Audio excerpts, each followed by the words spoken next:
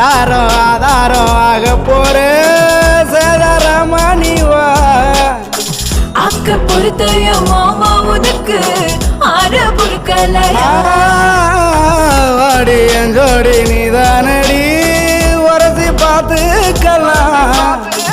ஆற சம்சாரம் ஆன பின்னே பசிய தீர்த்துக்கலாம்